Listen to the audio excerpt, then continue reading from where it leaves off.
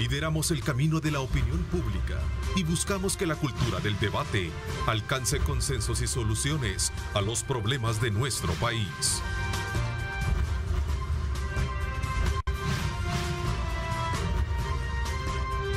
Diálogo con Ernesto López. Son las 6 de la mañana con 34 minutos, 6 de la mañana con 34 minutos. Aprovecho este momento para exhortar mi felicitación y toda la admiración para las madrecitas en el país, a todas esas mujeres que sin duda alguna ejercen un rol importante desde el punto de vista de cómo cubren no solo de amor, sino también de necesidades a sus hijos. Así es que aprovechamos esta mañana para reconocer, como lo hemos estado haciendo a través de nuestro noticiero, con esos reportes importantes que destacan la labor, el sacrificio y toda esa enmienda que hacen precisamente para heredar lo mejor a sus hijos. Así es que vaya para todas las madrecitas, en particular la mía, mi esposa también, y a todas aquellas que sin duda alguna también merecen tener una voz como la de este servidor acá para reconocer ese trabajo. Así es que desde ya muchísimas felicidades. Y también no podíamos quedarnos esta mañana sin hacer una evaluación desde varios ángulos sobre ese rol que vienen desempeñando y más aún, como lo decía hace unos minutos, reconociendo que la situación en el país ha sido y en el mundo no ha sido tan fácil, especialmente cuando se trata de medir los impactos que se ha tenido por la pandemia del COVID-19, en el caso de la región, en el caso de nuestro país, por todos esos aspectos que hemos conocido que representan un gran problema, el tema de la violencia, el tema de los feminicidios, en fin, tantas cosas. Ahora vamos a hacer un análisis desde la perspectiva de la política pública y de la atención que requiere la mujer. Quiero darle la más cordial bienvenida a Naida Medrano, ella es experta en políticas públicas y también mamá, a quien le deseo muchísimas felicidades también en este día. Gracias, Ernesto. Buenos días, amigas y amigos televidentes, a las madres. Muchas felicidades en este día. Comprender la dinámica de ser mamá en este país, que no es sencillo, es profundamente complejo. Ya vamos a ir hablando poco a poco por ello. Un abrazo solidario, sororo, fraterno para todas. A las niñas que también son madres por diferentes circunstancias, que su desarrollo sea posible. Y bueno, en toda la gama de las maternidades que tenemos, que no es una, sino que hay diversas con diferentes circunstancias, situaciones, en las que vamos a ir profundizando esta mañana. Así es, en efecto. En su momento se incorpora Iva Guirola también de Ser Mujer para conocer desde su ángulo este tipo de aspectos que también tú logras capitalizar en tu primera intervención, Naida. A ver, comencemos un poquito reconociendo de que no ha sido fácil, sobre todo por el tema de la pandemia, ¿no? De hecho, hay estudios que muestran que uno de los principales impactos que tuvo la pandemia fue en aquellos negocios emprendidos precisamente por mujeres. Fíjate cómo de alguna manera vamos logrando identificar esos aspectos que representan el gran sacrificio y el ahínco que tienen muchas mujeres hoy en día, ¿no? Claro que sí. Bueno, precisamente comenzar por reconocer cuál es este sector informal de la economía, ¿no? O sea, el sector informal de la economía está realmente personalizado en mujeres. Mujeres que tienen que salir a vender, tienen que salir en buen salvadoreño a rebuscarse la vida diariamente, y que al haber un ejercicio de cuarentena inmediato por la pandemia, ¿verdad? Por la misma circunstancia de la pandemia, no logran generar este ingreso. Aparte de ello, creo que es muy importante conversar sobre la dinámica de los cuidados, es decir, aquellos cuidados en los que normalmente ponemos o colocamos directamente a la mamá o a la hija mayor o a cualquiera de las mujeres que están en casa, y que definitivamente recae este ejercicio de cuidado total en las madres. Un ejercicio cansado, o sea, no solo es amanecer y tratar de resolver las problemáticas tradicionales del hogar, sino que con el agravante de tener que hacer todo un ejercicio de malabares, digamos, que permitieran la dinámica diaria un poco más fluida, pero que concentraron las actividades del hogar, del cuidado, de la cocina, de la limpieza, de incluso tratar de suplir necesidades básicas, humanas y fundamentales en las madres, en las familias específicamente compuesta por mayor cantidad de mujeres en las mujeres o menor cantidad de mujeres precisamente en las mujeres, y eso hay que evidenciarlo, no hay que ponerlo sobre la mesa. Este proceso lo que vemos es que precisamente nos reafirma lo que desde hace muchos años se viene insistiendo, es decir, hay una división del trabajo, del cuidado muy marcada, con un peso muy profundo hacia las mujeres y que en un ejercicio de cuarentena o de encierro fue mucho más que evidente. Bueno, se puede considerar entonces que ser mamá es un oficio sin justicia social, diríamos así, en pocas palabras como alguien lo está titulando. Quiero darle la más cordial bienvenida también a Irma Girola, también este día tan especial. Muchas felicidades también. Mucho gusto, Ernesto, gracias. Un saludo desde CEMujer. Un gusto, Naida, encantadísima, gracias. Y por supuesto que un saludo a mi mami, ¿verdad? Un gran abrazo. Gracias, mami, a mi abuelita, a cada una de mis tías y a todas las mujeres también. Porque no solamente, y venía escuchando y con las disculpas por el ingreso tarde. Un poquito el retraso, pero no fue mucho, no te preocupes. Gracias, estaba escuchando a Naida. Y efectivamente nos encontramos en una sociedad patriarcal todavía, a pesar de los avances, a pesar de muchas circunstancias, donde por un lado muchísimas veces se impone la maternidad a través del abuso sexual, de la violencia sexual, y muchas veces se violenta a las mujeres que están embarazadas también, o se utiliza el embarazo forzado, que además es un delito de lesa humanidad, se utiliza en las guerras, se utiliza como parte de las mujeres y el cuerpo de las mujeres como un botín de guerra. Entonces, es cierto que hay un gran sentimiento también hacia quien te dio la vida, por supuesto, pero una no puede dejar de descontextualizar, y especialmente como defensora de derechos humanos, toda la crueldad que también está en medio de esto, y cómo también son estigmatizadas las mujeres que deciden no ser madres, o cómo son estigmatizadas las mujeres que queriendo ser madres no pueden serlo biológicamente. Entonces, son parte de las situaciones que nos encontramos también en nuestra sociedad. A ver, Irma, y un aspecto relevante que creo que comenzamos también a abordar es ver cómo aquellos factores adversos, más allá de lo que tú mencionabas, de este tipo de estadísticas que golpean fuertemente el rol de la mujer, ver cómo la pandemia también no dejó de sacar a flote muchos aspectos débiles que se dan dentro de una política de atención a niñas y especialmente el tema de la mujer. Y hablamos también en la parte comercial, la parte económica, ¿no? Cómo seriamente fue afectada, sobre todo aquellos aspectos que tienen que ver con negocios de emprendedoras, ¿no? Que fue muy evidente en todo este proceso que ha vivido el país. No, sin lugar a dudas, todo el proceso que hemos vivido en el mundo, en El Salvador y en el mundo, con respecto a la pandemia, ha evidenciado esas profundas inequidades económicas, profundas inequidades de género, profundas inequidades a nivel también cultural, y tanto en la estructuración de las relaciones de poder al interior del hogar, ¿verdad?, como también en el exterior. Y también es cierto que implicó reinventarse. Y eso es algo muy importante que, para no perder de vista y para poder identificar cómo, con esta alegoría del ave fénix, ¿verdad?, entre las cenizas resurges también.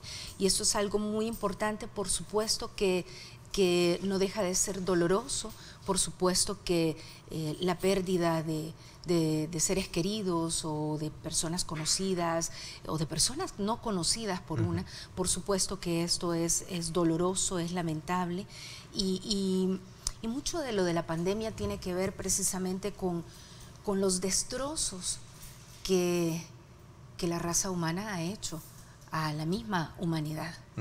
Y no es que la naturaleza sea vengativa, no, sino que es realmente que estamos en mucho cosechando lo que hemos sembrado también, con todos los desequilibrios, si vimos también cosas en medio de la tristeza, cosas bellas como animalitos que estaban perdidos y que luego iban surgiendo, naturaleza que iba surgiendo. En algunos casos no dejó también de evidenciarse, por supuesto, la pobreza humana, pero no solo la pobreza en términos económicos, sino la pobreza espiritual también. El individualismo, el egoísmo, pero también la discriminación, pero también por un la lado, solidaridad. creo que terminó predominando más que la solidaridad en un momento tan importante como lo fue. Hubo de todo. Hubo de todo, y sigue pero habiendo hubo de más todo. discriminación porque era, ¿verdad? Pero hasta cierto punto era como entendible si lo queríamos ver desde ese ángulo, ¿no? Entendible, digo, por el hecho de cuidarse cada uno, cuidar su familia, ¿no? Sí. No estoy diciendo que eso era lo mejor, ¿no? A ver. Lo que pasa es que también es cómo comprendemos la sociedad o cuáles son los valores que están integrados en la sociedad en la que vivimos, Ernesto. Pienso que sí, claro, es una enfermedad que nos obliga a pensar desde la corporalidad, desde el espacio personal, a efecto de cuidarnos y cuidar, pero también esta corporalidad debe entenderse en colectivo, es decir, comprender y dimensionar que una mamá, que una persona ha contraído la enfermedad, puede sacar lo mejor o lo peor de una sociedad, y es lo que realmente vimos en ese construir de valores del Salvador. Es decir, podíamos encontrar a gente muy solidaria. Debo agradecer personalmente cuando igual a mí me... Sí, cuando me, a ti me te tocó contagié, también estar igual que este servidor y hubo amigas que llegaron a casa, por cierto, sí, de la primera ola, y hubo amigas muy cercanas que llegaron con alimentos preparados, con alimentos también por preparar, con cosas tan sentidas, tan humanas, que hacen estar presente, ¿no? Creo que eso es una de las cosas más maravillosas que podemos implementar, gestar, mostrar como sociedad, de esos valores y esas aristas que podemos realmente hacer aflorar de manera permanente. La solidaridad es uno de los valores más preciados que podemos tener a efecto de salir de la pandemia y de cualquier otra circunstancia que tengamos.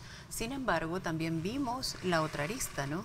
Una arista profundamente dolorosa, no solo de discriminación, sino que también dentro de la incomprensión misma del fenómeno reflejó lo que durante tantos años se nos ha, digamos, machacado de manera permanente con una ideología en particular. Es decir, mi vida y mi particularidad es sobre cualquier otra y no me interesa lo demás. El individualismo por sobre cualquier cosa. Entonces pienso que... Y el confinamiento que nos dio también otros indicadores. Yo recuerdo que en su momento, conversando con la Procuradora General de la República, hablaba precisamente sobre un estudio donde salía a flote precisamente problemas digamos, como de violencia intrafamiliar, si lo queremos ver así, ¿no? Tal vez no quiero llegar todavía a eso porque creo que hay un factor importante que analizar y colocar el tema de la mujer per se hoy en el Día de la Madre, porque ha sido un tema que también ha sido tomado como bandera política. Yo recuerdo que hubo un presidente que, por cierto, está en la cárcel, que decía: hoy las mujeres no estarán solas, y desde entonces venía aquel, digamos, consistente llamado o atención de que las mujeres necesitaban ser mucho más empoderadas hoy en día. ¿Qué piensan al respecto de esto? A ver, Ima. Sí, es que la verdad es que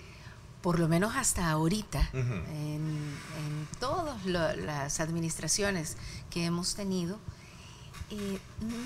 no ha habido en realidad una conciencia clara desde quienes están tomando decisiones o quienes han venido tomando decisiones, una conciencia clara con enfoque de género en relación a las políticas públicas y en relación a la vida cotidiana, sino que ha sido más bien una lucha constante desde la sociedad, desde las organizaciones, desde diferentes grupos, el ir empujando. Y hemos encontrado ciertamente, porque pues una no puede negar lo que es, hemos encontrado ciertamente escucha en algunas personas, no solo mujeres, sino también hombres, dentro de la administración pública.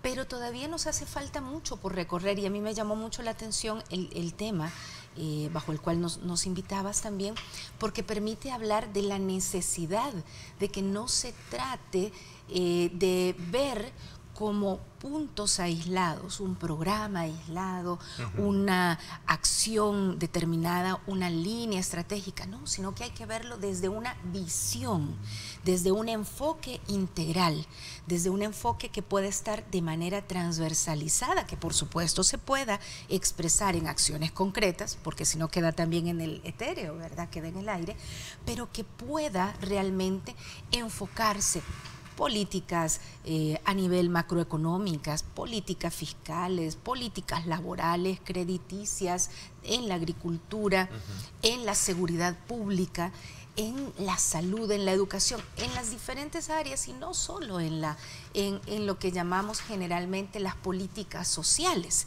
sino también en todos estos otros elementos, porque muchísimas veces, si hablamos de la seguridad de las mujeres, por ejemplo, muy probablemente vamos a llegar a la conclusión que no se trata únicamente de tener más policías en la cuadra, cuando los mismos policías te acosan o cuando los mismos policías te violan. Entonces, estamos hablando de permear las decisiones y permear también la política presupuestaria. ¿Bajo qué cabeza, bajo qué análisis estructuramos el presupuesto general de la nación, por ejemplo? Y ya lo mirábamos también en materia de derechos de niñez y adolescencia, que además todos los estados parte, que a excepción de uno o dos a estas alturas, no han ratificado y no han hecho suya la Convención de Naciones Unidas sobre los Derechos de la Niñez, pues todos los estados parte tienen también una responsabilidad sobre la prioridad absoluta de los derechos de niñas y niños, de niñas, niños y adolescentes. Y en el caso en particular del enfoque de género y de la multiplicidad de enfoques bajo los cuales podemos estructurar un análisis multidimensional de los derechos humanos, es necesario que esto quede presente con claridad en las políticas de Estado. Y no solo en los discursos, en el 8 de marzo, el 25 de noviembre, el 10 de mayo. Contigo hemos hablado mucho del tema de las políticas públicas, ¿no? Claro. Y quizás un poco para hablar con las mujeres, con las mamás, que realmente hacemos el día a día, sí, ¿verdad? Y a la vez identificarnos este día precisamente con ese así ser es, especial, sí. ¿no? Tiene que ver, a ver, esto de las políticas públicas no nos es lejano, ajeno, es que ellos deciden y ya listo, no. El tema de las políticas públicas tiene que ver precisamente con esas decisiones que se toman, de acuerdo con la realidad nuestra de todos los días. En el caso de nosotras las mujeres, digamos, el caso del transporte público, es decir, qué medidas o qué decisiones se toman en función que me respeten en el transporte público, que tiene que ver alrededor del tema de derechos laborales, es decir, que tanto como mujer a mí me respetan cuando también doy el anuncio de estar embarazada en una fábrica, mi derecho, ¿verdad? O sea, hemos visto un montón de casos en torno a despidos totalmente injustificados cuando se da el anuncio del embarazo. Hay un caso muy simbólico estos días también, y quiero aprovechar el inmenso privilegio de poder dirigirme a la población salvadoreña a través de una cámara, y que es el fallecimiento de una trabajadora en el sector textil, porque no se otorga el permiso para ir al seguro social. No va a pasar su consulta y es a tal gravedad que pierde la vida. Bueno, y quizás serán algunas empresas, porque otras creo que manejan. Hay otras que manejan muy bien, pero tenemos estos casos ejemplarizantes. Es decir, debería de ser la decisión de cualquier institución pública cero tolerancia a este tipo de comportamientos, a este tipo de medidas que se adoptan, a este tipo de comportamientos en lo privado, en lo comunitario, en las casas, etcétera. Durante la pandemia vimos muchísimos casos de violencia que no lograron ni siquiera ser atendidos como tal, porque la prioridad institucional fue precisamente el tema de la salud. Y está muy bien que se haya dimensionado desde esa perspectiva, siempre y cuando la salud también se hubiera visto como la salud mental y la salud física, la integridad física de muchas mujeres. Fíjate que ahí nuestro productor colocaba un dato en referencia sobre el tipo de, digamos, las cifras de violencia publicadas por el periódico La Prensa Gráfica, donde dice que de cada 100 casos de violencia contra la mujer en el país, ahí está la estadística, 46 son tipos físicos. Algo que de lo cual tú mencionas, que pone desde luego en relieve el tema de cómo funciona el sistema de derechos, especialmente cuando se trata de erradicar estas estadísticas que han sido puntos de honor en las veces que hemos tenido la oportunidad de conversar, ¿no? Exacto. Por favor, tenemos la... Dale, por favor. No, y cuando hablamos, por ejemplo, del fortalecimiento de la institucionalidad y de la institucionalidad democrática, no estamos hablando más que precisamente del fortalecimiento del aparataje que debe ser el garante de los derechos humanos. De los derechos humanos y derechos de la familia, porque fíjate que alguien pregunta de por los acá. derechos humanos, ¿Sí? es que de los derechos humanos que le confieren a cualquier persona. Fíjate que aquí y dice, en el caso... pregúntale a tus invitadas, dice y perdón un poco, pero quiero abonar a eso que tú estás hablando también, porque va paralelo a ello, ¿no? El tema de derechos de familia, derechos de mujer, derechos humanos y todo eso. Fíjate que dice, el concepto de familia hoy sigue siendo el concepto tradicional de papá, mamá e hijos, o ha cambiado todo esto hoy en día, sobre todo por el tema de la disfuncionalidad, creo que es el término de que existe ahora en la familia. Perdón, Mima. ¿Sí? Desde hace muchísimo tiempo la conformación de las familias ha venido cambiando, desde hace muchísimos años atrás, muchísimas décadas, pero que esto se haya reconocido es un trabajo de larga data, pero que ha sido hasta hace poco que se viene reconociendo otro tipo de configuración. Y yo quisiera separarme realmente del concepto de disfuncionalidad, porque el que yo viva con mi mami no es una familia disfuncional. El que tú tengas tus hijas y no estés con tu pareja no es que sea una disfuncionalidad, es decir, también...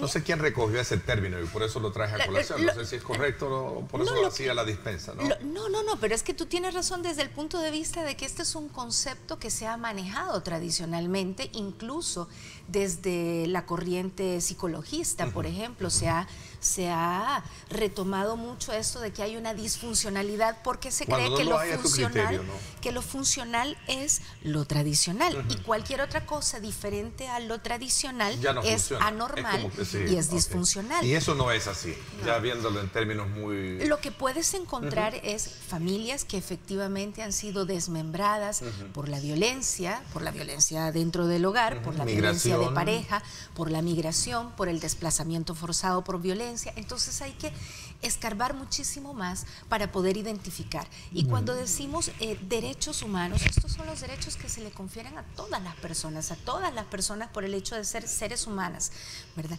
Ahora bien, que hay poblaciones y que entonces vas a venir a desarrollar aspectos específicos de cómo son violentados los derechos humanos en poblaciones específicas o en conglomerados sociales específicos, entonces ahí comienzas a hablar los derechos de la niñez, los derechos de las personas como adultas triste este mayores. caso de una familia que la vimos en uno de los matutinos que migra tiene que abandonar su colonia en el sector, creo que de Mexicano. Desplazamiento. ¿Verdad? Hay un desplazamiento y de acuerdo al testimonio que ahí se publica en uno de los matutinos es que le estaban pidiendo, los grupos delincuenciales le estaban pidiendo a la niña, a la hija, ¿no? Sí, esto es absolutamente cotidiano. Y eso yo creo que es cotidiano, porque lo he escuchado decir a muchas familias. Mujer recibe en su clínica de atención integral para mujeres, niñas y niños violentados, recibimos cantidad de casos de esta naturaleza. Muchos de estos hay que coordinarlos también con diferentes instancias, a nivel gubernamental, a nivel no gubernamental, pero hay mucho de esto que no se dice, hay mucho de esto que se queda en silencio y hay control territorial de estructuras delincuenciales, llamadas maras, pandillas, narcotráfico, etcétera. Lo encontramos esto cotidianamente. Yo quisiera abonar un poco de esto porque es lo que precisamente viven muchas familias, muchas mamás, papás, hijas, adolescentes en las comunidades. Es decir, se ve de manera incluso natural que alguien en las pandillas, que alguien de esta lógica de control territorial en la localidad reclame como trofeo a precisamente jóvenes, ¿verdad? Entonces, en ese sentido, no es más que el espejo de nuestra misma sociedad. Es decir, no solo lo vemos a nivel de las pandillas, lo vemos también incluso en ejercicios de poder específico, de hombres de determinada construcción, de determinada investidura, condición económica, ¿no? El caso del magistrado Escalante, por ejemplo. Entonces, tenemos esa construcción de sociedad como para no irnos y decir solo este grupo ejerce ese tipo de control hacia las mujeres, en este caso hacia adolescentes, reclamando un trofeo como tal, ¿verdad? Es decir, esta me gusta, con esta me quedo, sino que también en los diferentes escenarios, de la sociedad, lo vemos en esa construcción. No nos vamos lejos, recién pasó la campaña electoral donde vimos una serie de ¿cómo se le llama esto? Como transgresiones, ¿no? Que eran evidentes, públicas, y la gran pregunta era, bueno, ¿qué tan permisible se volvió eso? Al final, creo que no hubo en concurrencia, a no ser un youtuber que lograron apresar, no sé cómo va la condición judicial, proceso, pero una situación que era evidente, lo que tú estás hablando de cómo se dan situaciones de esa naturaleza. Y igual retomándolo no solo desde la figura del irrespeto como tal, es decir, poco se puede respetar un ser humano a sí mismo para lograr transgredir a ese nivel el respeto hacia otra persona. Si a eso le sumamos que es joven o que es adolescente o que está ejerciendo un papel determinado, en este caso el ejercicio político de las mujeres, si a eso le sumamos otros tantos elementos, todavía coloca en peor situación a la persona que lo ejerce. No es agradable, no es, digamos, algo chistoso que estas cosas sucedan, aunque la sociedad muchas veces lo celebre porque es lo que se ve de manera común en el día a día. Y no es agradable, no es chistoso, no es algo que dé respeto a la persona que está ejerciendo ese nivel de violencia en contra, particularmente, de las mujeres, adolescentes y niñas. La confianza denuncia en las instituciones es importante. ¿Cómo ustedes, en el contexto de este día, en el cual estamos resaltando o pretendiendo reconocer ese trabajo y ese sacrificio que hace la mujer, la madre, en especial en este día, están haciendo por velar precisamente por todos estos respetos que se merecen? Tenemos una ley que creo que es importante también hacer una valoración desde el punto de vista de cómo estos ejemplos que yo ponía recientes de la campaña electoral, de alguna manera muchos se preguntaban, bueno, ¿y por qué no se aplica? Si ahí es evidente lo que se está haciendo. Tantas cosas que se generaron bajo esa, digamos, mirada al tema de del funcionamiento de las instituciones y de las leyes en particular. Voy a hacer una pausa, 7:01 y regresamos con más.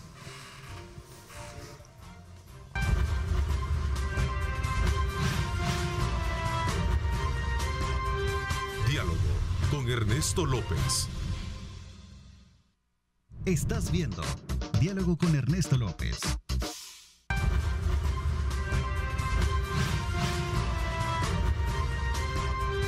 Diálogo con Ernesto López. Nuestras marcas son la mejor garantía. Econoparts, siempre las mejores marcas. Presentó.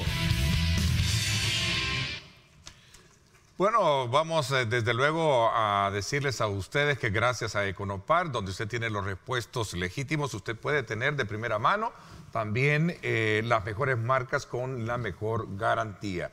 Por eso nos vamos a esta hora de la mañana para conocer cómo está el tráfico en el sector del Boulevard del Ejército. Vea usted si piensa desplazarse por esta zona. Hoy, este Día de la Madre, así está. El tráfico listo para ir a visitar a mamá a esta hora de la mañana. Gracias a Econopar, con los mejores repuestos para su motor con la mejor garantía.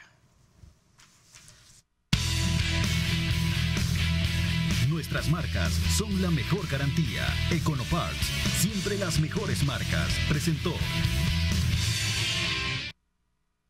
Bueno, continuamos conversando con Ima Girola y Naida Medrano en este día muy especial en la cual pues hemos querido también colocar sobre la mesa temas importantes que tienen que ver con ese ahínco, con ese sacrificio, con ese valor, pero también en el marco de todo ese, digamos, parte institucional de funcionamiento que le da protección, sostén a la mujer como tal, ¿no? Y hablamos y nos quedamos en el tema del grado de la confianza, el modelo educativo que podemos tener para que la denuncia en algún momento de lo que hablamos, de las transgresiones, el tema de la prevención, que creo que es un factor bien importante, claro, que muchas veces con ustedes hemos hablado, que el punto de una política no es ir a reconocer, perdón un poco, voy a ser duro, a reconocer cadáveres, ¿no? Sino prevenir que las situaciones por distinta naturaleza no lleguen a ese cuadro dantesco que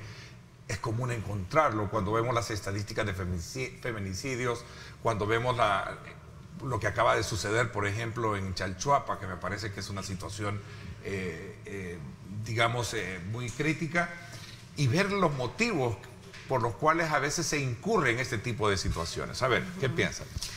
Mira, es lo que hemos estado hablando muchísimo en algunos de los programas a los que nos has invitado también y en otros espacios, la importancia vertebradora de una política a nivel cultural.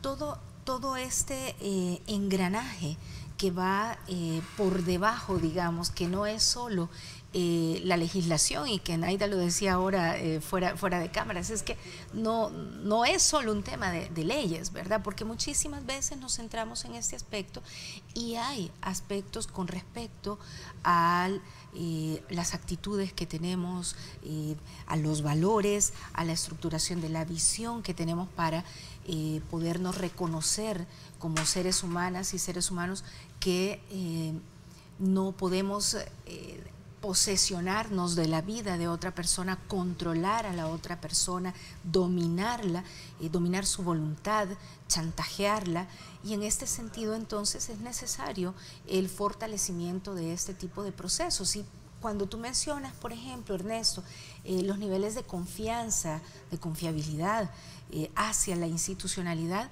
pues yo decía también fuera de cámaras y ahora ante cámaras, el deterioro de instituciones como la corporación policial a nivel del territorio, ¿verdad? Y que por supuesto que también hay una serie de vinculaciones entre instituciones del Estado ya a nivel local con estructuras delincuenciales, y que esto hace que muchísimas veces las personas, en términos generales y en particular en el caso de las mujeres, no denunciemos la violencia de género, porque de pronto hasta puede ser peor la reacción, ¿no? Y por eso es lo importante también de poder fortalecer de manera integral, como un todo, los sistemas, que el sistema de justicia no es solamente el que está relacionado con tribunales y el que está relacionado con la persecución del delito, sino que el que está relacionado también con la prevención predelictual, con las acciones que puedan llevar a generar condiciones diferentes para que las personas actuemos de diferente manera. Mira, yo quisiera complementar un poco y acá sí voy a dirigirme específicamente a la institucionalidad como tal. Es decir, no puedo o no debo exaltar a una institucionalidad pública como la Policía Nacional Civil, la Fuerza Armada, cuando mucho del comportamiento de quienes la conforman tiene que ver precisamente con ese ciclo de violencia heredado, no trabajado, poco asumido que ha tenido esta sociedad. Quienes integran la Policía Nacional Civil, quienes integran la Fuerza Armada, quienes integran incluso la Fiscalía General de la República, desde el máximo líder, en este caso el F1, ¿verdad? El fiscal general, entre otros, son también seres humanos que tienen vivencias particulares y que definitivamente a muchos y muchas de ellas les cruza el tema de violencia, como a los salvadoreños en general. Entonces pienso que, por ejemplo, narrativas o discursos, para decirlo así, o spots o anuncios que traten de alguna forma de colocar en un nivel de perfección a una institución conformada por seres humanos con el agravante de ser salvadoreñas y salvadoreños, como decía el poeta nacional, y sumándole a ello ese nivel de violencia que no se ha trabajado y que no ha sanado, no los ayuden mucho. Pienso que de alguna forma hay que comprender que la construcción de una sociedad diferente, sin violencia, no va a ser a través del reconocimiento único y exclusivo de una institucionalidad que le cruzan los mismos problemas que le cruzan a la sociedad. Tenemos que quien cometió, ahorita está señalado, empieza el proceso, pero quien está señalado de la masacre de Chalchuapa, es alguien vinculado con una estructura policial. Sí. Exacto, es un agente de la policía que además no es primer delito que se le imputa, tiene precisamente señalamientos de violación a menores. ¿Ah? Tiene también comportamientos de violencia en su día a día. Entonces, estas personas son las que componen esos cuerpos que deberían de ser quienes garantizan la seguridad. Estos que también son los que en primera línea, quienes reciben denuncias de violencia intrafamiliar, lo primero que dicen es, ay, ya viene otra vez, o ay, pero usted con una cosita, mire cómo se pone. Cuando las violencias en escalada, la próxima vez seguramente, como tú dices, Ernesto, va a tener que llegar el forense. Sí, ¿no? sí. Entonces, y lastimosamente es una realidad que hemos visto en el pasado. Esa es otra por cosa. Voces como las de ustedes, que han logrado colocar sobre la mesa la necesidad de cambiar todo eso. Por cierto, lo de la ley contra las agresiones, que fue creo que un logro importante de la lucha que ustedes han hecho a lo largo de este tiempo, ¿no? Y es fundamental porque muchas de las organizaciones que logran colocar este tipo de instrumentos son fundamentales, pero deben de ir acompañadas o deben de ir de la mano de un proceso de reconocimiento de los niveles de violencia y quienes reciben esa violencia. Solo una cosita más en relación con esto es que definitivamente también la institucionalidad debe de verse hacia adentro en un proceso de reconocimiento de las violencias que suceden en la misma institucionalidad, pero también hacia afuera, ¿no? Las dos cosas. No, y fíjate que hablando de institucionalidad en materia de derechos de las mujeres, pues no podemos dejar de lado a la entidad rectora. A la entidad rectora en materia de políticas públicas de derechos de las mujeres, el mecanismo para el adelanto de las mujeres, como es llamado también, que es el ISDEMU, el Instituto Salvadoreño para el Desarrollo de las Mujeres. Y en este sentido es fundamental, y esta ha sido también una constante, el señalamiento de la necesidad de su fortalecimiento, pero su fortalecimiento no solamente en términos presupuestarios, sino su fortalecimiento en términos del rol que debe de jugar, porque la ley la denomina y ahí está en ese estatus, en términos teóricos, como entidad rectora, pero nos hace falta que pueda rectorizar, y no solamente es... Y ahí otra vez con el planteamiento que iniciábamos en la primera parte de la conversación, que no solamente se trata de la política de las mujeres, ¿verdad? De la política nacional contra la violencia y la discriminación hacia las mujeres, de la política nacional para la igualdad sustantiva de las mujeres, sino que se trata de la política de educación, se trata de la política de vivienda, se trata de la política laboral, es decir, que, y lo decíamos, quisiésemos ver al ISDEMU justamente rectorizando, y cuando están en reunión de gabinete, por ejemplo, económico, y hablando sobre Hacienda y hablando sobre la parte fiscal, pues ahí también presente en estas acciones. ¿Está funcionando el ISDEMU o no está funcionando? Bueno, muy funciona, poco no, funciona. No, por supuesto que pero funciona. ¿Tiene claro nombramiento? Porque hubo una polémica ahí con relación a quién estaba al frente, que no me recuerdo quién era el que estaba ahí. Que después... Ha cambiado 3 veces de dirección ejecutiva, ¿verdad? Primero estuvo Hilda Barrucci, luego estuvo... Marisol Recinos, y ahora está alguien que pasó de Cultura, del Ministerio de Cultura, a ISDEMU. Pero estará jugando ese rol, la licenciada digamos, López, preponderante, hegemónico, como tú lo estás diciendo, porque es parte del ente rector, queríamos hablar. El ISDEMU ha tenido un trabajo muy importante a lo largo de diferentes administraciones, pero le ha faltado la voz como entidad rectora. Y esto es algo que tiene que ver también con la cabeza de las decisiones sobre políticas de Estado y cómo se estructura, e incluso la necesidad de poder evidenciar, y eso también hacia la cooperación internacional, el trabajo de cooperación hacia el ISDEMU y hacia el fortalecimiento del mismo, como decía, no solamente en términos de financiamiento. Y acá también tiene que ver precisamente con que muchísimas veces el ISDEMU se fue convirtiendo en un bastión para... vamos a decirlo de esta manera, para obstaculizar, para hacer piedra de tropiezo de las mismas acciones. De hecho, violación a derechos dentro del ISDEMU, en alguna administración que también se dio. De hecho, situaciones donde se transformó el reglamento de manera arbitraria, y al final quedó entonces atado a una figura presidencial de primera dama, ¿verdad? Cosa que no estaba así, que ató la misma ley a través de atar el reglamento.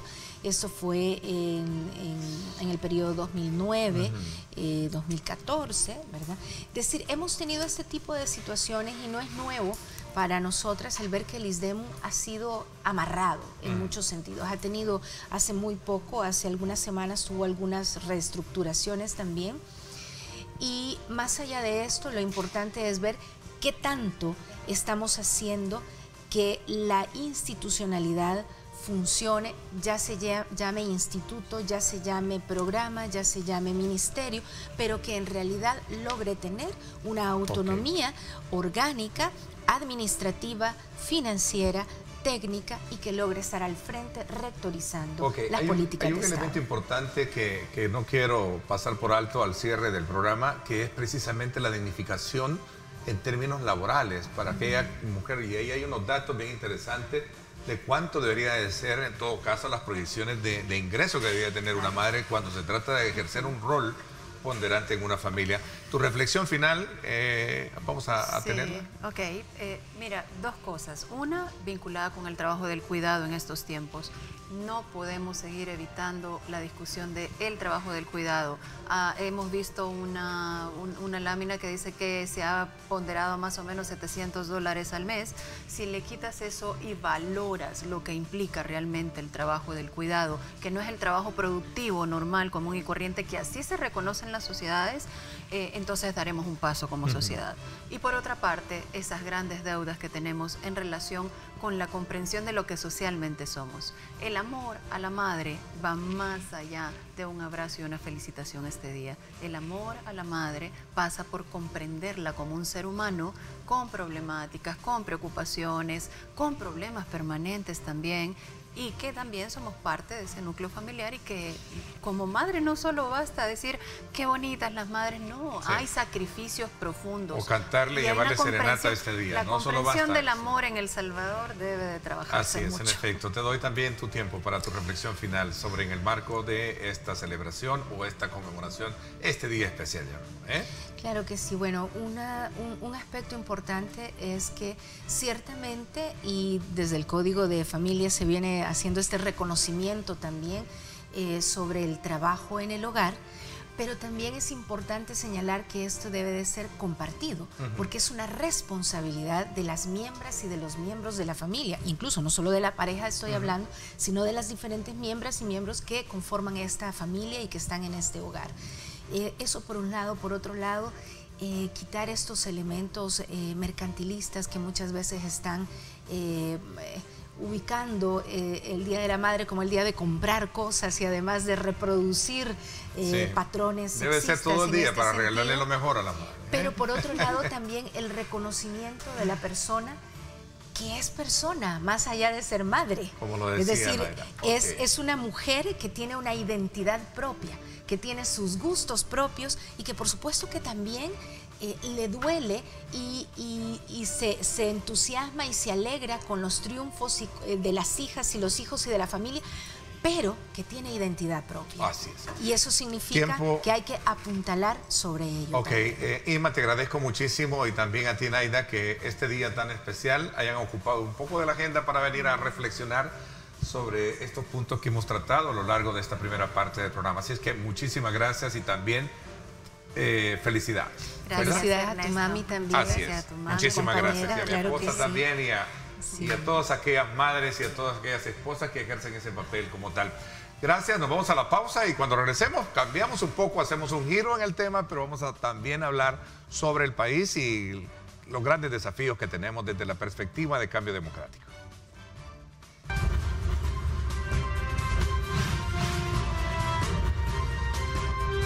Diálogo con Ernesto López. Estás viendo Diálogo con Ernesto López.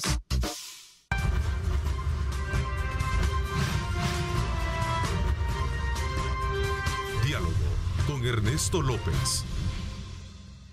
Una vez más llega Coaspae Innova 2021. Participa y gana. Por depósitos a plazo de $10,000 recibe un cupón para la rifa de una camioneta Mercedes-Benz GLB 200. Coaspae DRL, tu familia financiera. Bueno, gracias a Coaspae, quiero decirle a usted que puede participar y ganar con Coaspae Innova por depósitos a plazo fijo de $10,000 más $100 en aportación. Usted, fíjese esta promoción, recibe un cupón para participar en la rifa de una camioneta Mercedes-Benz GLB 200, y también quiero decirle que por abrir un ahorro programado Innova con $100 y $100 más en aportación, usted también recibe otro tipo de cupón para participar en la rifa de un vehículo tipo sedán Mercedes-Benz A180. Buena promoción de Coaspae Innova. Corra a abrir su cuenta de depósito a plazo o también ahorro programado Innova. Una vez más llega Coaspae Innova 2021. Participa y gana. Por depósitos a plazo de $10,000 recibe un cupón para la rifa de una camioneta Mercedes-Benz GLB 200. Coaspae DRL, tu familia financiera. Bueno, gracias nuevamente por estar con nosotros. Quiero darle la más cordial bienvenida este día a Aldo Álvarez. Él es secretario de Comunicaciones del área del Partido Cambio Democrático, a quien quiero agradecerle el que nos acompañe esta mañana también para poder conocer desde la perspectiva de este instituto político la situación del país, como lo hemos venido haciendo con el resto de partidos políticos la semana pasada. Gracias, Aldo, por estar con nosotros en este día tan especial. Sé que dentro de la agenda hay espacio para la mamá, pero también te agradezco que nos acompañes esta mañana. No, gracias a ti, Ernesto, por la invitación. Siempre es un placer estar en este gustado y muy visto programa. Y aprovecho un saludo para todas las madrecitas del país y las que están fuera también. Un abrazo para todas ellas, que la pasen bien. Y en especial a tu mami, que me decía, en especial a mi mamá, que gracias a Dios la tenemos viva. Sí, sí, sí. Y la podemos agasajar, ¿verdad? Así es, definitivamente. De aquí corriendo a saludarla. Bueno, desde el día de todo el fin de semana ha sido para ello, pero debe ser todo el día, como decían. Me dejaron un recado quienes estuvieron acá anteriormente. Pregúntenle a Aldo qué piensa de la política de género desde la perspectiva de un partido político. Así que te dejo esta encomienda, ¿no? Es un reto realmente, no solo como partido, como país, pues además nosotros que tenemos convicciones democráticas, creemos que la participación de las mujeres es fundamental, pues, en el sentido de que los espacios tradicionales que siempre han sido ocupados por hombres tienen poco a poco que ir siendo equitativamente, vamos a llamar equitativamente, porque en algunos casos quisiera que se les pasara la mano y fuera al revés, ¿verdad? Más, pero equitativamente por mujeres. El reto no es tanto, fíjate, el hecho que un instituto político o cualquier institución quiera que haya más participación de mujeres. El reto está en que cuántas mujeres realmente se muestran interesadas en participar. Y por eso hay que crear cuadros. Y esos cuadros tienen que involucrar también mujeres en la formación política, porque de repente hay 40 interesados en estar en un instituto, pero de los 40, 30 son hombres y 10 son mujeres. Entonces, Y uno dice, bueno, hay que ir a buscarlas a las canteras porque parece que voluntariamente no se quieren alistar mucho. Entonces, hay que romper con ese, digamos, esos esquemas, formando cuadros, incluyendo mujeres, que yo creo que poco a poco, fíjate que nosotros... Ustedes tienen cuotas ahí en el partido, me imagino, hablando... Así es.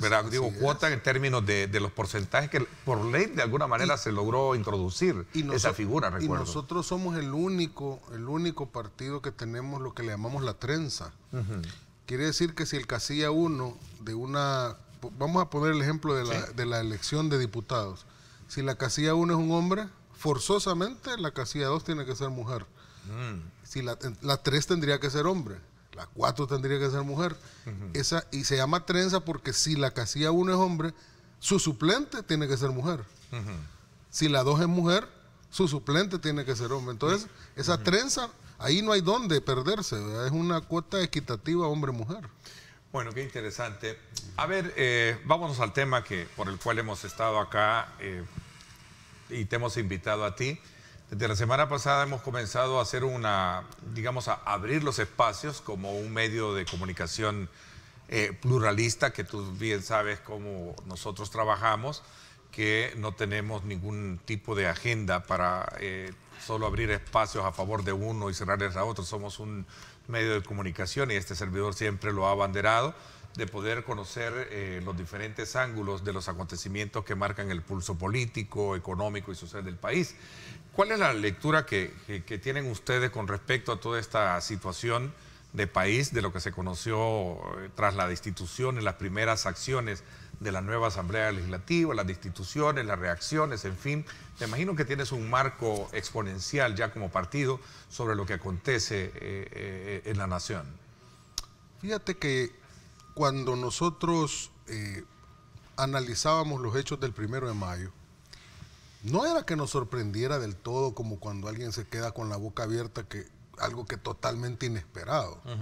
Probablemente a algunos les pudo haber parecido un poco apresurado, pero no era que nosotros no la viéramos venir. O sea, nosotros la veíamos venir clarito. O sea, y no era porque, mira, yo te quiero contar un secreto de lo que va a pasar. No, es que era lógico, de deducción lógica. Decía Julio Valdivieso el viernes pasado, era una historia anunciada, ¿no? Crónica.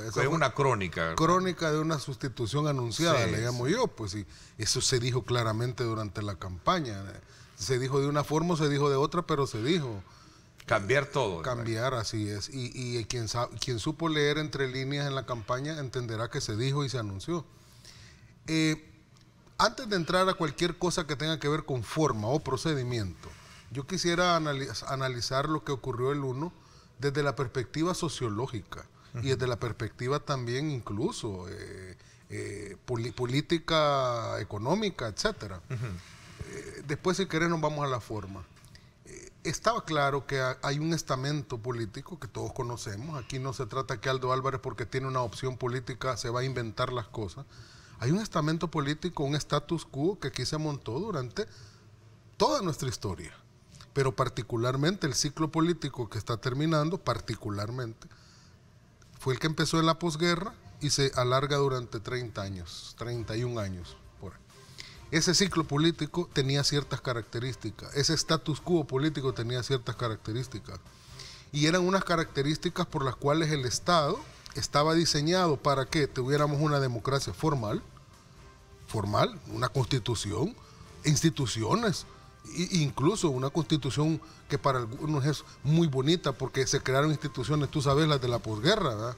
Tribunal Supremo, Policía Nacional Civil, se les quitaron las potestades al presidente de la República para nombrar fiscal, para nombrar corte de cuentas, y se le pasaron a la Asamblea. En fin, una serie de reformas. Pero ¿cómo ocurría realmente democracia formal versus democracia real? Lo que pasó es que muy luego, inaugurado primero por Arena y luego seguido por el FMLN, comenzaron los partidos políticos a convertirse en los protagonistas omnipresentes de todo. Y empezaron a ver que las instituciones podían controlarlas a través de fingir determinado tipo de procedimientos para lograr que piezas originalmente partidarias, porque al principio no pero ya cuando empezaron las resoluciones a decir que no podían tener vínculos partidarios, pues entonces hagámoslo gente que sea nada más simpatizante, pero no sea partidaria. Pero originalmente eran partidarios y no les importaba. Miremos el Tribunal Supremo Electoral, como las cuotas. Entonces, esa democracia formal, en apariencia, versus la democracia real, que no era tal, que le llamaban democracia a lo que no lo era, es lo que a este país lo tenía sumido, hundido en una espiral de corrupción. Es terrible. Corte de cuentas que no funcionaba para poder, corte de cuentas que funcionaba de tapadera. Fiscalía General de la República que funcionaba de tapadera para no investigar o para investigar lo que les convenía. Repartición de cuotas. Una Corte Suprema de Justicia, sala de lo constitucional repartida en cuotas para hacer decir a la Constitución lo que la Constitución no dice o para hacerla no decir lo que sí dice. Como por ejemplo aquel magistrado, aquella sala de Agustín García Calderón que dijo que la dolarización era constitucional.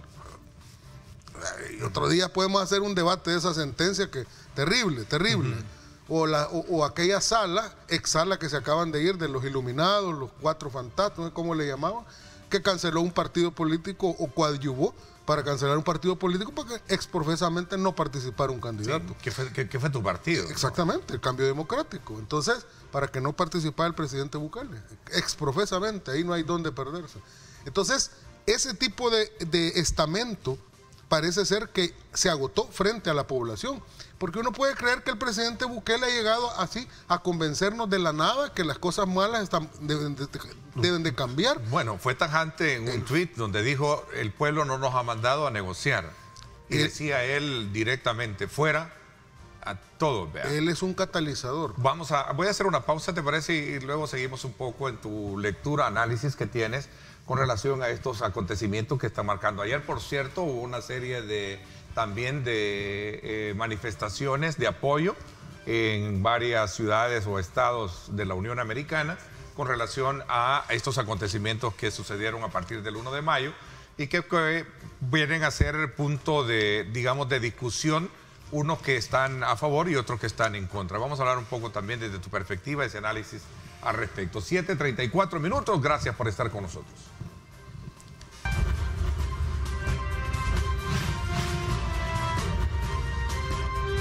Diálogo con Ernesto López. Estás viendo Diálogo con Ernesto López.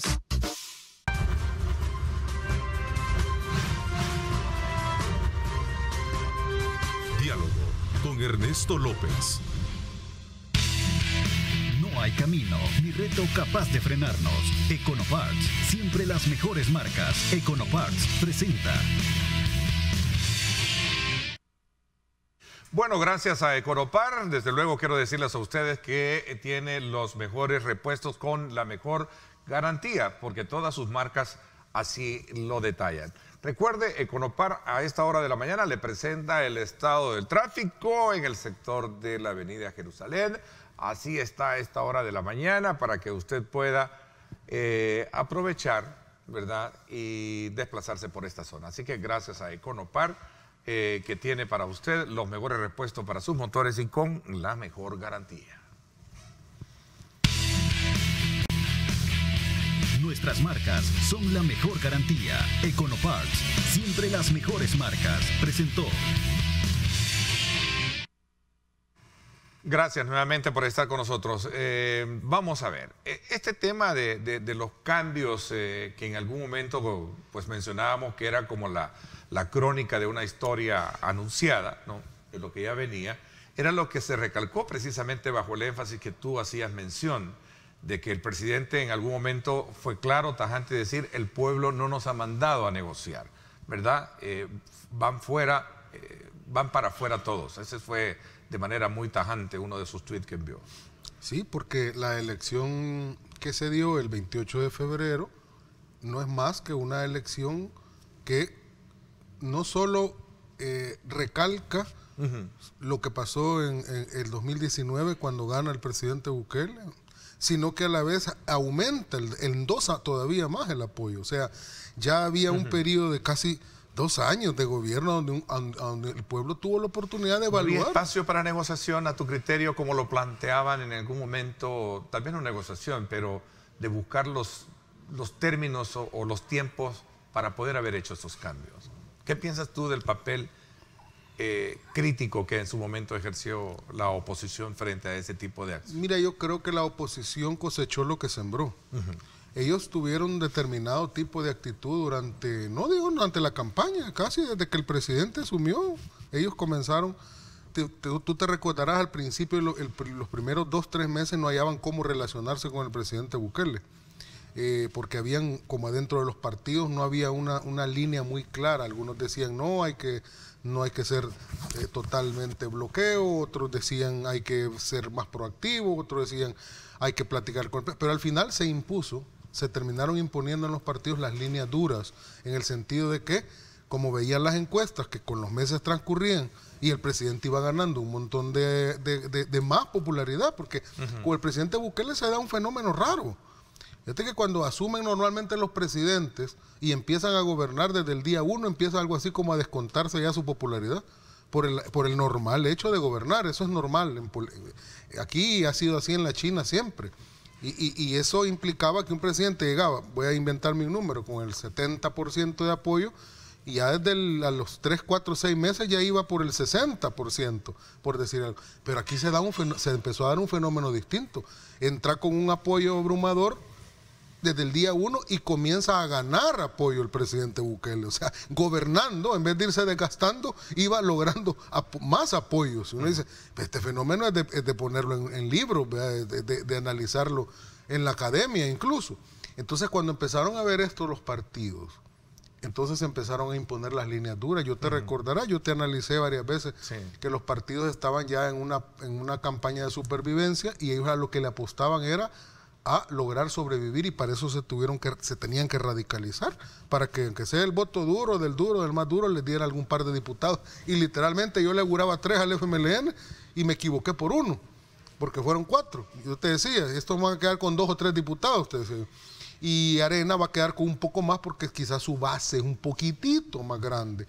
Y por una razón más, porque todo lo que era antipresidente Bukele creo que se cohesionó en Arena. Por eso esos 14 diputados, que creo que ni ellos se los esperaban el día de la elección, porque todo lo que es antipresidente Bukele se cohesionó en esos diputados de Arena. Entonces, esa actitud que tuvieron de bloqueo sistemático, de ataque, de inventarse las N cantidad de comisiones, yo le llamo de circo, que se inventaban hacer esos shows ridículos, interpelaciones, la pedacera que hicieron con el presupuesto en diciembre, a finales de diciembre. Entonces, todo eso la gente lo empezó a interpretar no como una oposición correcta frente al presidente, sino como un ataque a la propia población. Aldo, para aquellas personas, yo he escuchado decir, bueno, obviamente en este espacio se escuchan las diferentes posturas, ¿no?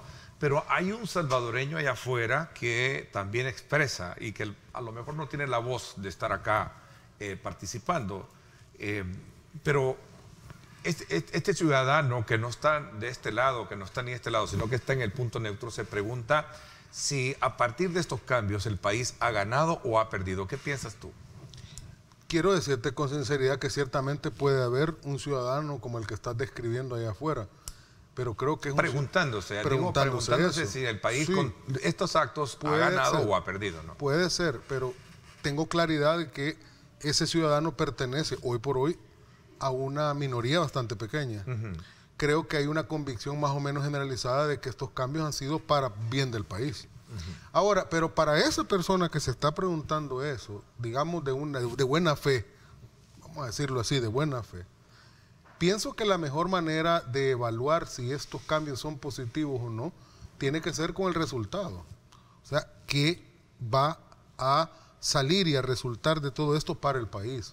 O sea, porque se puede hablar de la institucionalidad. Sí, ¿tú le das el beneficio o estás claro que vamos bajo ese horizonte de lograr cambiar las cosas que en el país se han hecho mal en los años? Clarísimo, por una sencilla razón, porque es que la visión que tiene el presidente en términos de proyección de los intereses de las mayorías en el actuar del gobierno y de las instituciones públicas, no solo lo considero legítimo, sino que a la vez estoy seguro que es así. Y no por un acto de fe, sino porque conozco el proyecto y porque estoy con el proyecto y porque estoy claro que estamos frente a una revolución democrática.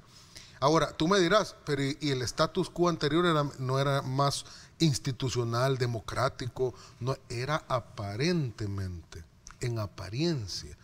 Es que salen diciendo ahí unos que se rasgan las ventiduras como que fueran Caifás, diciendo se ha destruido la institucionalidad democrática, se ha destruido el control interorgánico de poderes. Hombre, por Dios santo, ¿y cuándo aquí ha habido un control interorgánico de poderes honesto antes del presidente Bukele? ¿Ah? Si cuando el presidente Saca era presidente Saca, controlaba los 3 órganos del Estado como le daba la gana. Agustín García Calderón, que se echó todo su periodo y fue amanuense completito de Elías Antonio Saca, controlaba el legislativo porque tenía el bloque de Arena, PCN y PDC, controlaba el órgano judicial, controlaba el ejecutivo, era presidente de su partido, era presidente de la República, controlaba casi todos los alcaldes del país con los maletines, desfilaban los maletines por todos lados. Entonces dice, y a eso le llamaban democracia. Y ahí, ¿por qué nadie saltaba diciendo que ahí no había institucionalidad democrática? Y todavía llegamos al 2009 cuando eligieron a los magistrados de esos famosos 4 fantásticos que hablamos, y 2 de ellos se los repartieron en casa presidencial, no venían en ninguna lista. Rodolfo González Bonilla y Belarmino Jaime no venían ni en la de la FEDAE, ni en la del CNJ. Ahí a alguien se le ocurrió, mira, ¿y por qué no ponemos a estos 2? Mira, porque el FMLN decía, en Sydney y en Florentín los podemos controlar. Y los otros decían, a Rodolfo y a Belarmino los podemos, tenemos controlada la sala en lo constitucional. Y eso es institucionalidad democrática. Eso era de donde venimos, esa es la chulada que dicen ellos que se ha destruido. ¿Y eso ha cambiado ahora con esta designación a tu criterio? Fíjate que a mi criterio, el objetivo con el cual se controlaban las instituciones en ese sistema que se está desmontando era precisamente mantener, siempre desde el punto de vista político, sin entrar al análisis jurídico, el cálculo político partidario de la partidocracia, que el nombre partidocracia está bien puesto, porque los partidos se creían los dueños del país, pero los partidos haciéndole el trabajo a los grupos de poder que estaban detrás de ellos, por supuesto. Aclaro, no partidos por ser partidos, partidos financiados por los grupos de poder detrás de ellos. Entonces, el objetivo de hacer esto era en pro de mantener un status quo a donde el Estado funcionaba para favorecer los intereses de estos grupos, los esquemas de corrupción se mantenían, tanto en el legislativo como en el ejecutivo, porque todos sabemos cómo funcionaban los esquemas de corrupción en el legislativo. O sea, ahí la gobernabilidad era comprada. Yo le llamo la democracia de la gobernabilidad comprada. ¿Y cómo se compraba gobernabilidad? Pues fácil, llenar, taquear, como se dice, taquear un maletín de dinero y vas a ver que las fracciones van a levantar la mano para cualquier ley que venga del Ejecutivo. Así le dijo Elías Antonio Saca a Funes: ¿querés comprar gobernabilidad? Te voy a enseñar cómo se hace. Y le enseñó el esquema. Y Funes lo aprendió muy bien, corregido e incluso aumentado, quizás, o perfeccionado. Ese esquema que viene de Flores, que le enseñó a Saca, que Saca le enseñó a Funes, y que continuó con Sánchez Serén, eso es lo que se está desmontando. Ahora, ese era el objetivo de mantener el status quo con estas cuotas. ¿Cuál es el objetivo de esto que se está haciendo? De este desmantelamiento de ese esquema y de lo que se ha hecho en esa sustitución que se ha hecho. Bueno, vamos a poner el ejemplo del fiscal. Pongamos el ejemplo del fiscal. Hablando persona a persona, más allá del cargo.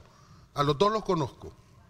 Conozco al ex fiscal Raúl Melara, porque coincidimos en las aulas universitarias. O sea, lo conozco desde hace... Fue compañero tuyo. Fuimos compañeros en la universidad. Y conozco también a Rodolfo Delgado. Delgado, sí. Que es el actual. Él iba como un par de años adelante, pero coincidimos en la U y ahí era pequeño y todos nos conocíamos. Y todos sabíamos cuál era la orientación de cada uno. Raúl Melara era de la Juventud Republicana Nacionalista. O sea, desde pequeño, el hijo del ex fiscal, tú te recordarás, sí, Melara Granillo. Romeo Melara Granillo. Exacto. Sí. En ese tiempo era fiscal el padre de él. Papá, sí. Exacto. Y todos estábamos claros que era fiscal de Arena, porque se repartían la fiscalía, ¿verdad? Se repartían la Corte de Cuentas, que les la daban siempre al PCN, y repartían la Procuraduría al PDC. Esa era la regla. Sí. Entonces, todos estábamos, yo estoy claro que él huelía Arena, era Arena, fue Arena, participó con Arena, votó por Arena y ayudó a Arena y militó en Arena. Veamos a Rodolfo Delgado. Fíjate que él es fiscal de carrera.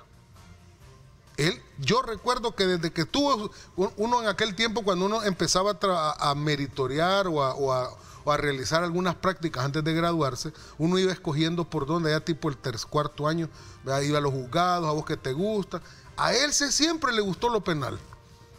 Y era como minoría, porque lo penal no era muy común ahí en la Facultad de Derecho de aquel tiempo. Pero él siempre lo penal, y recuerdo yo, Fiscalía General de la República, siempre. Aunque era auxiliar del auxiliar, pero era siempre lo penal. Hizo carrera. Empezó y continuó a lo largo de creo que 22 o 23 años en la Fiscalía, hasta hace un par de años que se fue, por cuestiones institucionales. Entonces, yo no recuerdo a Rodolfito Delgado en participaciones partidarias. Yo no recuerdo una camisa que él haya sudado o que haya andado en campaña. Y yo te digo, yo que tengo ya bastantes años de andar en este mar, nadando en este lago, ¿verdad? No lo recuerdo. En síntesis, para irme al corte, como nos lo recuerda don Carlos Vela, saludos muy especiales a don Carlos Vela que nos ve en Estados Unidos. Entonces, sí, en efecto es como lo cita Gabriel García Márquez, ¿no? Esta es la crónica de una muerte anunciada, ¿no? De lo sistema, de lo que hemos hablado, el sistema como está. Voy a hacer una pausa, regresamos para... ¿qué piensas de las reacciones que se han generado desde el punto de vista diplomático? Me gustaría también, para ir cerrando un poco la brecha del análisis esta mañana, conociendo desde luego la lectura que tienen ustedes como Cambio Democrático frente a los acontecimientos que marcan el país. Nos vamos a la pausa. Gracias por estar con nosotros.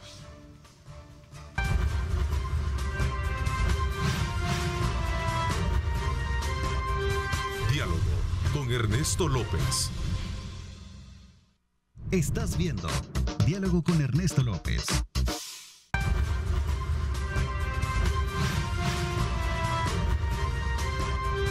Diálogo con Ernesto López. Gracias nuevamente por estar con nosotros en este lunes 10 de mayo y vamos a aprovechar estos minutos para ir cerrando el ciclo del análisis que le corresponde a Cambio Democrático hoy hacer con relación a estos acontecimientos que vienen marcando el pulso en la actividad legislativa a partir de todas las acciones que se hicieron en las primeras dos sesiones plenarias. ¿Cómo piensas o cómo ves tú el accionar diplomático frente a este tipo de acontecimientos que tú decías y remarcabas en consonancia de lo que había planteado el Ejecutivo desde un principio, de decir que no hay espacio para negociación, sino cambiar lo que mal se ha venido haciendo a lo largo de este tiempo?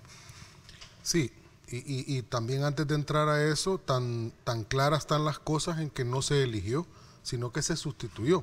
Porque el periodo para el cual fueron nombrados estos funcionarios, magistrados y fiscal, es lo que le quedaba de tiempo a los anteriores, porque no ha habido elección, porque hay unos que interesadamente se han venido a decir a los foros públicos aquí que se violó la Constitución porque no se siguió el proceso de elección. O sea, que aquí no se ha elegido, se ha sustituido por el periodo que le faltaba a los sustituidos. Por ejemplo, si el presidente de la Corte Suprema, que es de la sala también, un par de meses lo que le quedan nada más. Sí, quiero recalcarle a la población, Aldo es abogado, es catedrático de materias de ciencias políticas y también del área de derecho. De derecho penal, me decía, sí. Constitucional. No, constitucional y también del área de relaciones internacionales. Solo para aclaración, porque de alguna manera podríamos confundir de que tú manejas, pero manejas muy bien el área de comunicaciones de tu partido, pero sí el tema jurídico como tal. Sí. Entonces, hablábamos particularmente de ese tipo de figura, más allá de lo, digamos, de lo que podría ser de elección que sustitución. Sustitución. Es que aquí no ha habido una elección. Ok. No ha habido una elección porque las elecciones, la Constitución dice cuál es el procedimiento para elegir y el término que duran, porque el periodo de los magistrados dura 9 años, ¿no? De cada magistrado, y se renueva cada 3 años. Entonces, porque se renueva una tercera parte. Entonces, lo que se ha hecho es una sustitución. Tanto es así que te decía que al presidente le quedan 2 meses, al fiscal le quedan 8 meses, porque es lo que le faltaba al fiscal Melara para terminar su periodo. De hecho, la ley orgánica judicial señala que cuando se sustituye, inmediatamente se tienen que nombrar sustitutos, porque no puede haber ni un momento en que queden acéfalas. Y vamos a entrar a un proceso de elección a donde iba a decir, vaya, entonces CNJ empieza a ver cómo otra vez hace su lista, FEDAE vaya a hacer elecciones otra vez para es un absurdo. Totalmente. Claro, cuando llegue el momento en que se les acabe el periodo de los sustitutos, tendrá que hacerse la elección como manda la Constitución. ¿A dónde dice que una asamblea legislativa no puede sustituir cuando tenga esa cantidad abrumadora de votos a un funcionario que considere que no está haciendo bien su trabajo? Y miren si no. Y aquí, aún los constitucionalistas que son adversos en términos ideológicos conmigo, tendrán que aceptar que lo que yo voy a decir a continuación es cierto, desde el punto de vista jurídico. Tiraron una resolución en las horas previas a que se consumara la sustitución, la ex sala. Ahí está, yo la tengo la resolución por si creen que es mentira porque la han escondido después. Una resolución declarando inconstitucional el proceso de sustitución, sustitución, porque fue sustitución, declarándola inconstitucional. Unas horas, creo que fue entre las 8 y las 9 de la noche que tiraron esa resolución. Y uno dice, por Dios santo, eso viola todas las formas jurídicas habidas y por haber, o sea, magistrados tirando una resolución en la cual declaraban inconstitucional un proceso de sustitución de ellos mismos, o sea, juez y parte. O sea, ¿cómo es posible que vas a tirar? Si no fue reelección, ¿dónde encuentro, en qué parte de la ley encuentro el tema de la sustitución? El artículo 186 de la Constitución dice claramente que se necesitan como mínimo 2/3 partes de los diputados, o sea, como mínimo, pueden ser más, en este caso fue para más. La destitución. Para la destitución, sí, exactamente. Y luego la ley orgánica judicial te dice que en caso que sean destituidos los magistrados de la Corte Suprema de Justicia, deberán ser inmediatamente nombrados los sustitutos y en el caso de la Sala de lo Constitucional tendrán que venir de otra sala, que es el caso del presidente, porque ese viene de la sala de lo penal. De la sala de lo civil. O de lo civil. De la sala de lo civil, sí, que es López Jerez. El magistrado López Jerez. Entonces, el bloque de legalidad y el bloque de constitucionalidad se ha cumplido. Hay una sola figura en la que algunos dicen, sí, pero se hizo con dispensa de trámite. Y no debe haber sido con dispensa de trámite. Debe haber sido el proceso ordinario de nombrarse una comisión. Te dicen, ahí sale, por ejemplo, cualquier diputado, cualquier abogado de la oposición, debe haberse nombrado una comisión, me han mandado a oír. Hombre, por Dios santo, si el sistema se autoprotege. Con que tiraron esta resolución a la carrera y mal hecha unas horas antes de la sustitución, yo te aseguro que se nombra esa comisión y se empieza un proceso. El siguiente día sale una resolución declarando una medida cautelar diciendo que eso es inconstitucional para que no proceda la sustitución. Ok, vámonos a fuera de las fronteras. Okay. ¿Cómo ves digamos, la postura que han asumido algunos países, ¿no? A mí, yo respeto, por supuesto, porque hay que respetar mucho la posición de cada país. Pero digamos que creo que en algunos casos, no todos, porque el caso del gobierno de China es diferente, por ejemplo, pero en algunos casos creo yo que hubo una sobrereacción en términos de lo que realmente está pasando en el país. Claro, uno entiende, hay miedos, y hay miedos que tienen fundamento porque lastimosamente en la región y en Latinoamérica hay ahorita procesos lastimosamente de autocracias que sí realmente lo son, como por ejemplo aquí nomás en Nicaragua con Daniel Ortega, o en Venezuela con Nicolás Maduro y el chavismo. O sea, uno entiende los miedos y los temores, porque dicen, es que El Salvador va a ir transitando por el autoritarismo y se está borrando la separación de poderes y aquí un solo hombre asume. Sí, pero es que no entienden nuestro propio proceso político. Y por eso hay que explicárselo. Y por eso me pareció muy positiva la forma como el presidente les expuso a los embajadores lo que está pasando en el país. Creo que a algunos de ellos les quedó claro.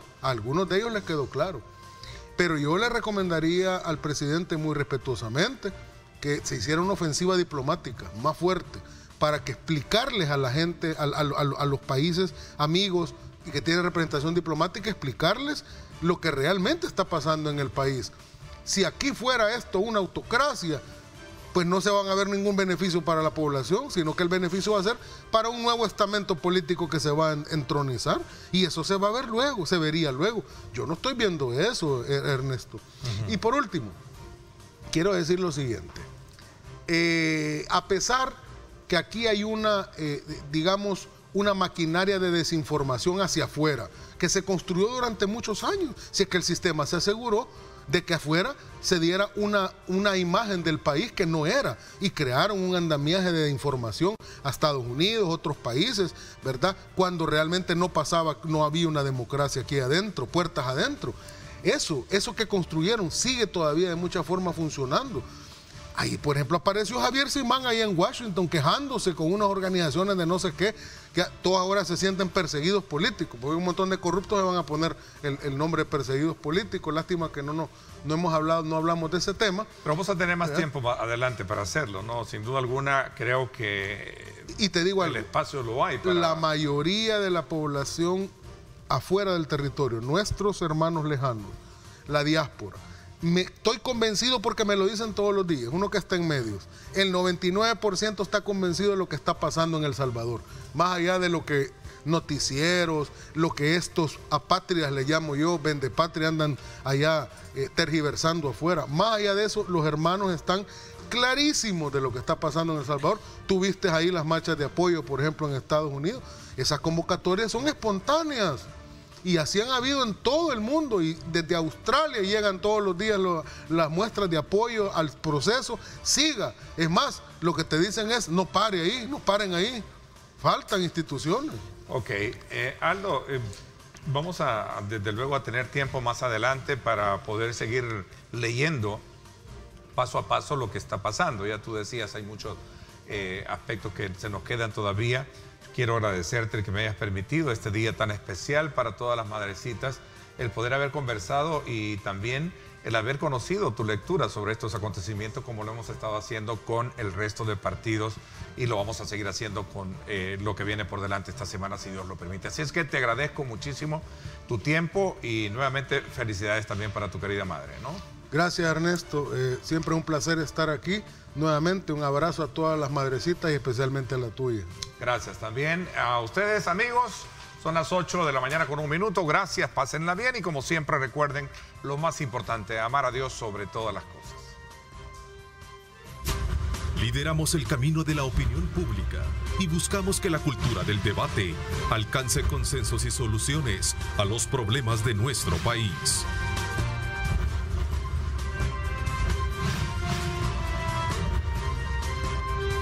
Diálogo con Ernesto López.